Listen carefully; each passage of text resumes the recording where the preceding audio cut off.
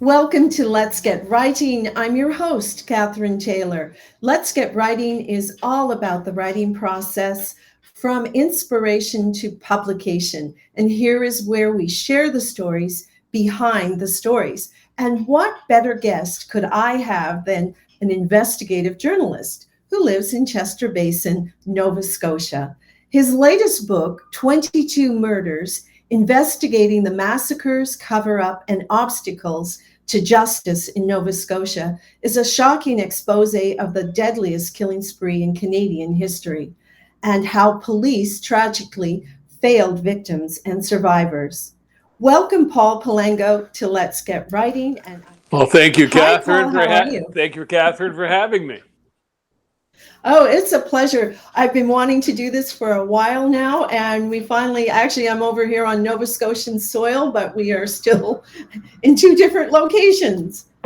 Well, Nova Scotia is a bigger place than you think. It is, and a beautiful province, which I very much love spending time in.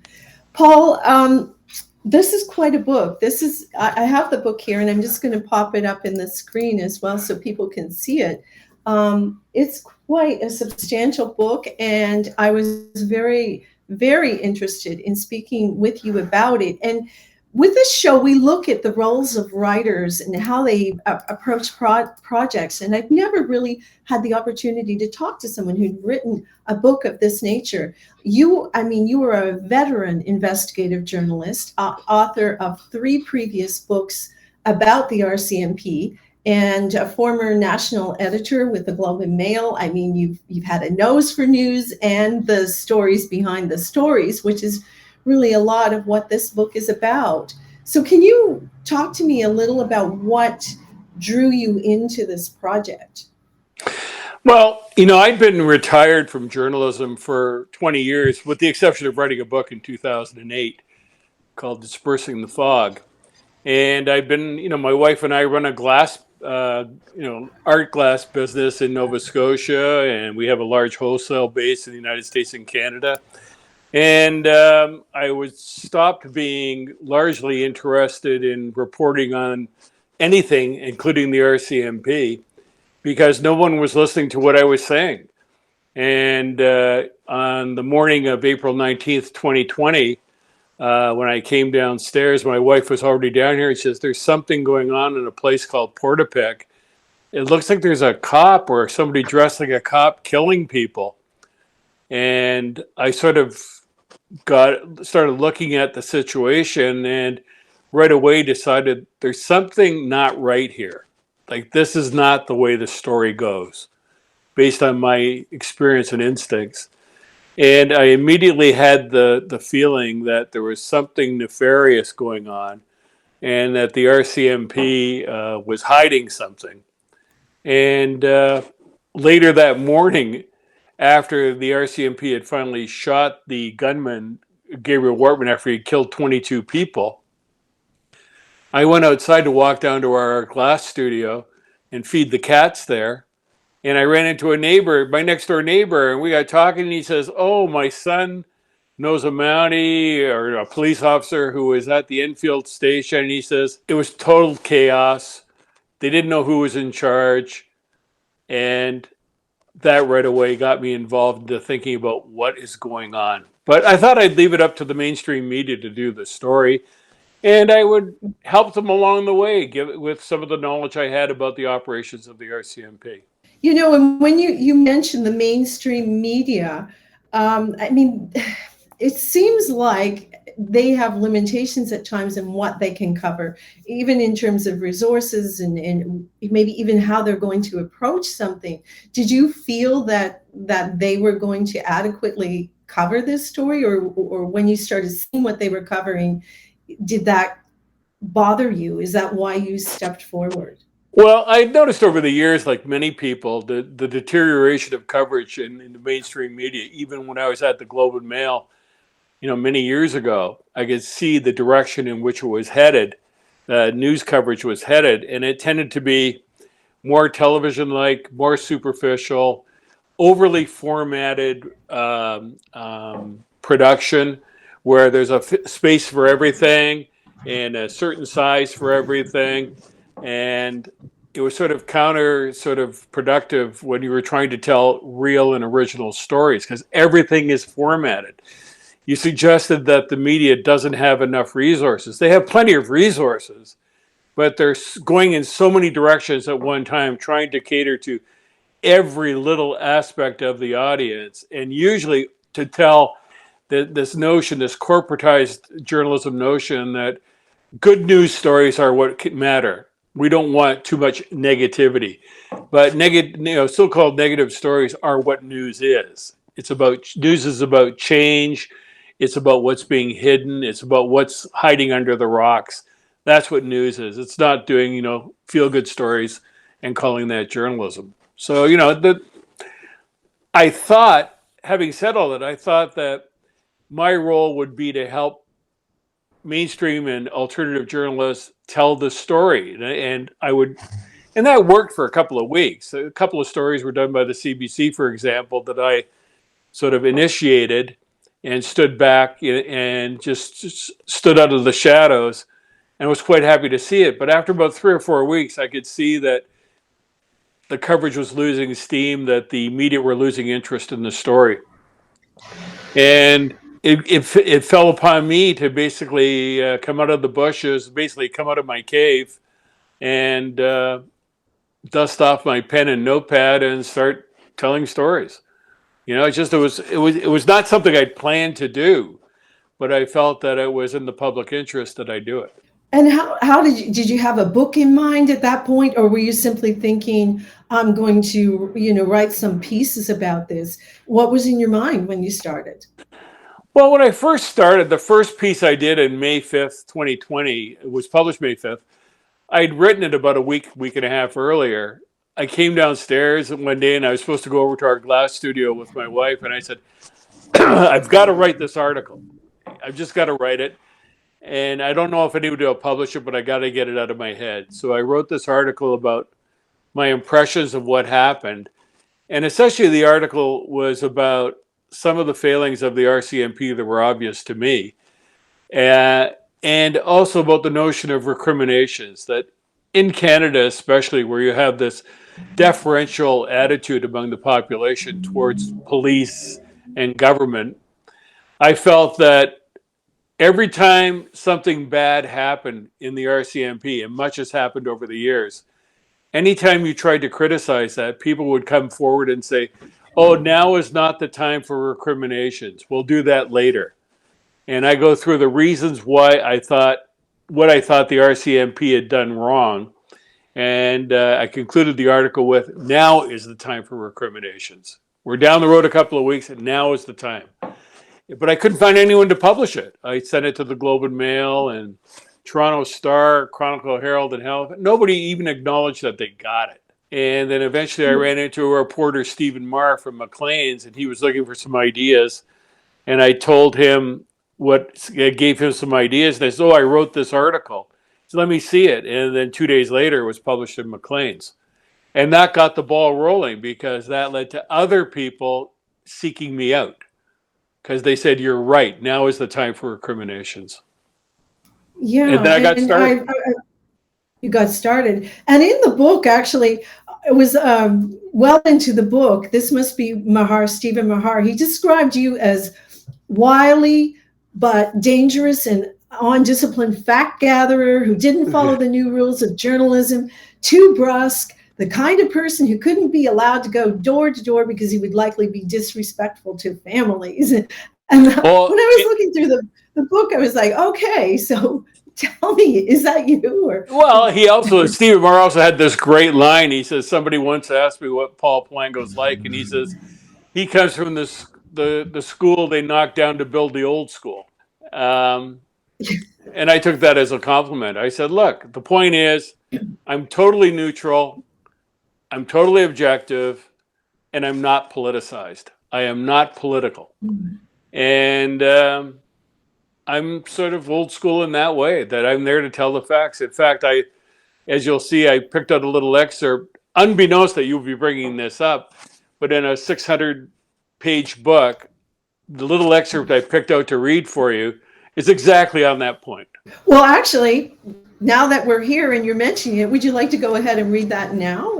Yeah, well, it sort of sums up the whole philosophy because, in this excerpt, I'm talking about how I drifted away from dealing with regular journalists and dealing with citizen investigators and sort of self-appointed citizen journalists, and created a network around Nova Scotia to get to the truth. And one of the people who became very valuable to me was a fellow named Chad Jones, who was at the time 33 years old and was a distribution manager at a major company in Nova Scotia.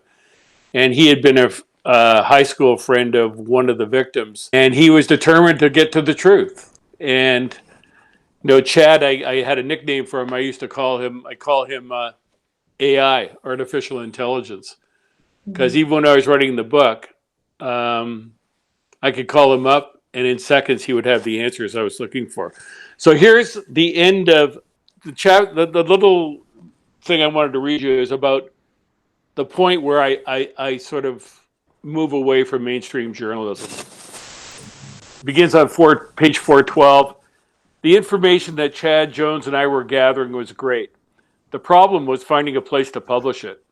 At Maclean's, Marr continued to believe that to have any chance of success in the Nova Scotia story, we needed a partnership that included a female journalist. As a self-appointed citizen investigator, Chad wasn't the right fit for Marr.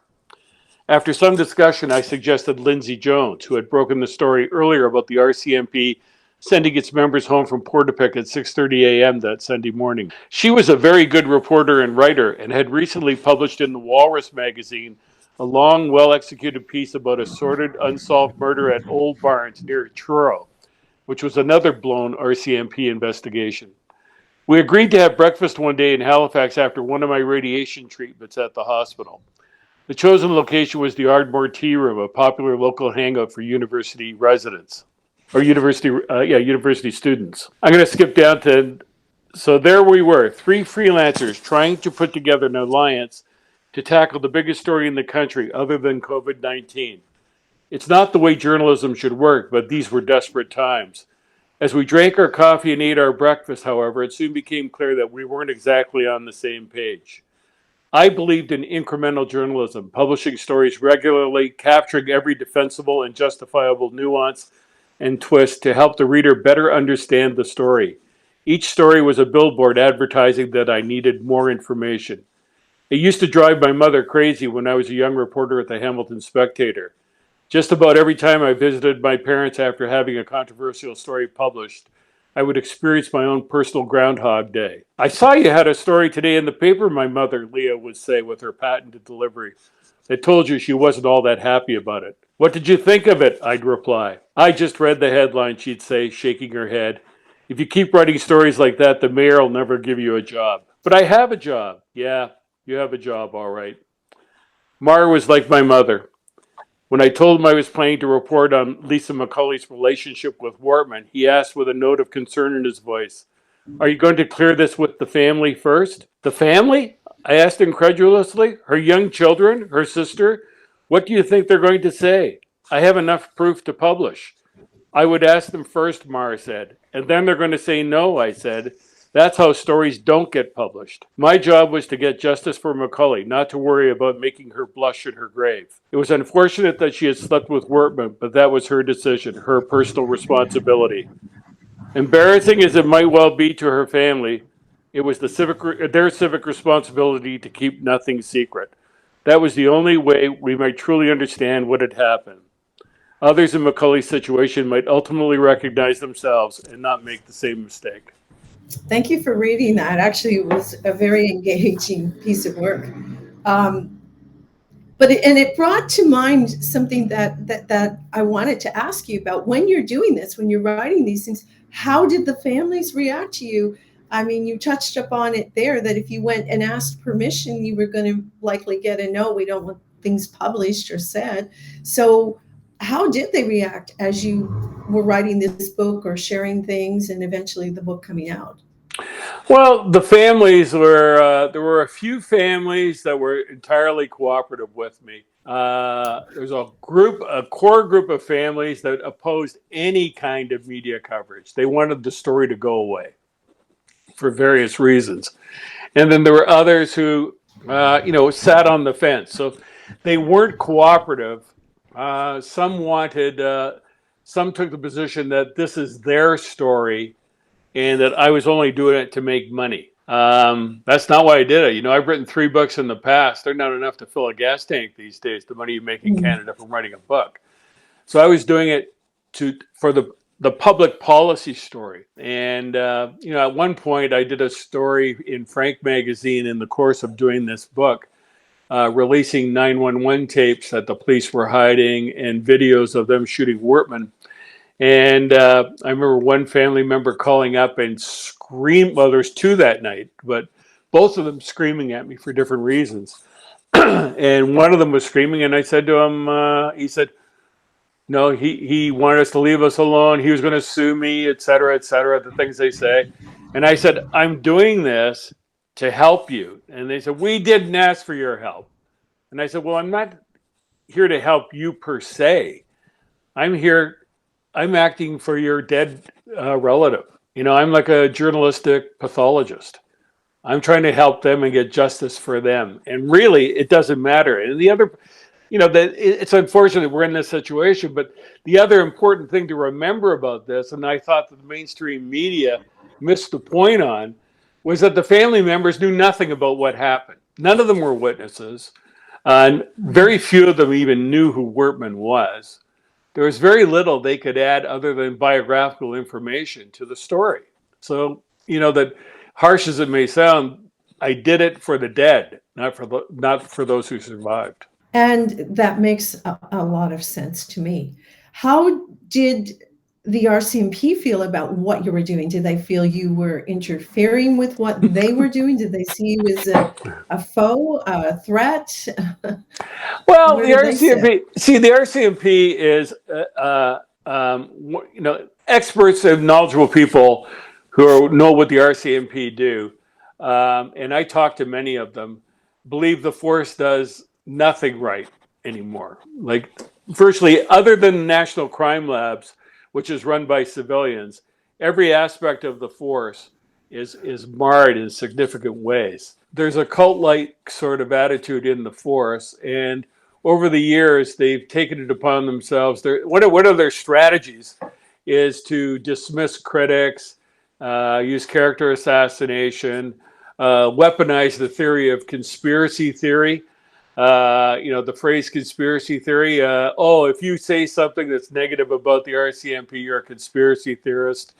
Another thing they say is, the RCMP Veterans Association would go on radio and talk shows and say, call me an armchair quarterback, or say he has no policing experience, even though I've written 3 comprehensive books on the RCMP that have been studied in universities. I have no experience, and I shouldn't be writing about the RCMP. And my response has always been this. I've said, if you take the RCMP's criticism of me that I'm not a policeman and only policemen should write about police, then that means only politicians can write about government, hockey players about hockey, and aliens about UFOs. It's like, that's not how the world works. And then the second thing you have to understand is that, the spokespeople for the RCMP tend to be from the Veterans Association.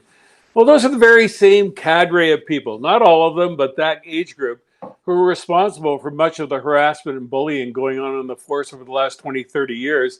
That's cost the Canadian taxpayers hundreds of millions of dollars, approaching $1 billion if the next case is settled.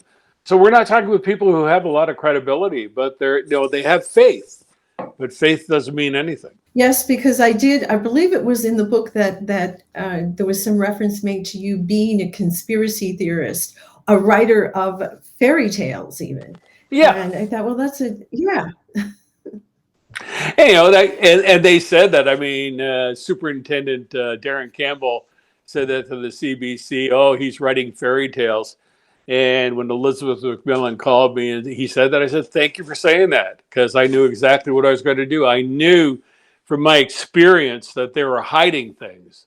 And one of the ways they hide things, I'm not the first writer they've attacked. They attacked Stevie Cameron years ago and largely got away with it. They attacked Charlie Gillis from Maclean's, Kurt Petrovich out in BC.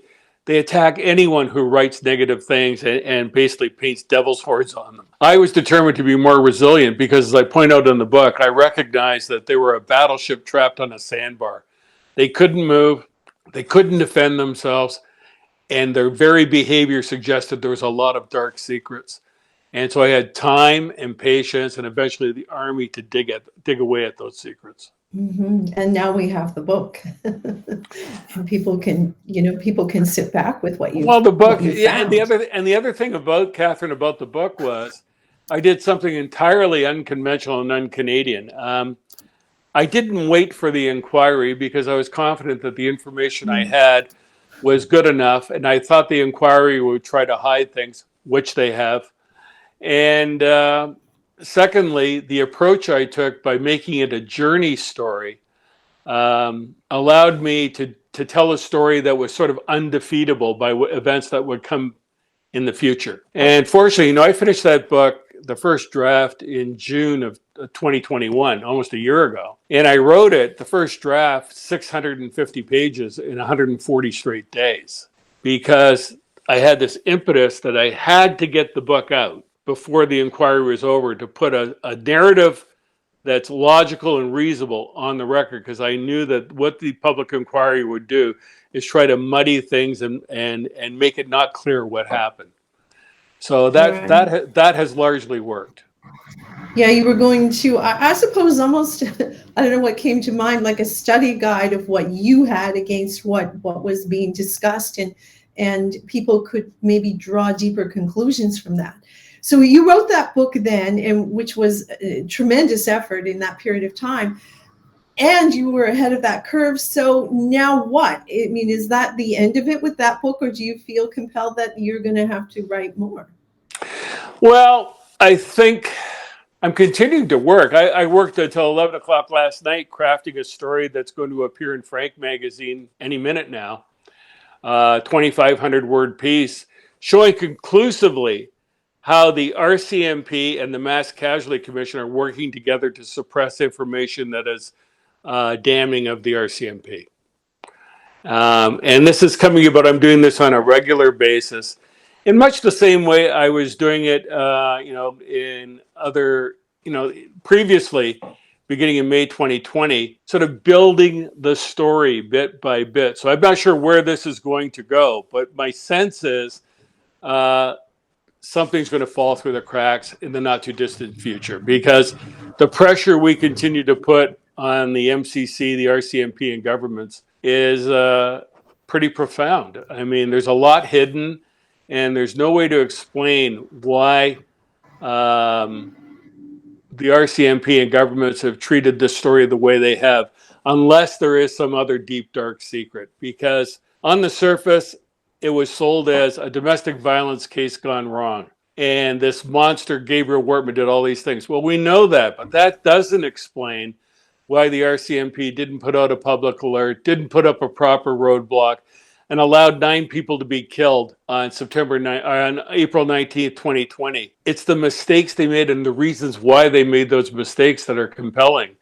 And I think we still don't know that story. So yes, there may be a book ahead, but that's what the book would be about: what they tried to hide, and what it really was. Would it have anything to do with the fact that Wortman might have been a source for them, and they protect their sources? And I mean, I know you touched upon that in the book. That's what it looks like. The RCMP says, oh, well, you're a conspiracy theorist. But I have sources who told me, when you find out what really happened, it's bigger than the 22 murders. And I can't figure out what that is. But everything else those sources have told me has come true. So I have to keep pursuing it. And, you have to remember that if you've seen in the book, I had Stephen Marr and I managed to get a hold of an RCMP undercover manual, which states the RCMP can lie about the existence of a source, an undercover informant, and even when that person is dead, they are compelled not to reveal his name unless they are asked to do so before a judge. Well, we have a situation where since this began, the RCMP has done everything it can to avoid laying charges against anyone to appear before a judge in a courtroom setting. So you have to ask yourself, why are they doing that? It doesn't make sense. It's sort of counter their form in these kinds of things. Usually they're out charging everyone. So why are the 22 people were murdered and no one has really been charged with anything? You know, it doesn't make sense. Well, yeah, and this comes back to being an investigative journalist. You know, what links do you go to in chasing a story, and you know, what guidelines do you follow? Is there a point where you stop, or you do just continue on until you feel you've covered it? It's the most unusual story I've seen in that it's just like it keeps opening up. Just when I thought I've run out of stories to tell, 3 or 4 more appear. Like the one today that's coming out is the brief description is the Mass Casualty Commission refused to release the videos from the gas station where Wharton was killed by the RCMP. The RCMP testified that this officer did this, and that. Then I've acquired the videotapes that showed that none of that happened. That didn't happen. What happened was they showed up, they killed him. They didn't try to arrest him. There was no dance. There was nothing. They appeared to know who he was, and they killed him. So that people will say, well, that's great. You know, he deserved to die. That may be so, but maybe he was trying to. He was either punishing the RCMP for something. Maybe his rampage was caused by something the RCMP did. And dead men don't talk. So the story, there's no sort of conclusion or reasonable conclusion to the story yet. And things keep popping out of the woodwork, as I said. And I'll keep writing about them until the next time I have to write a book. Well, I've shared your email there if anyone would like to reach out to you. And Paul, our time together has come to an end, but I feel, of course, we could talk much longer. But I want to thank you so much for the time today and giving people an insight into what an investigative journalist looks like, what their day is like, what their mind is like, and how things go. And congratulations on the book. Thank you very much for having me, Catherine. Anytime. Thank you. It's a pleasure. Thank you, folks, for joining us on Let's Get Writing. Bye-bye.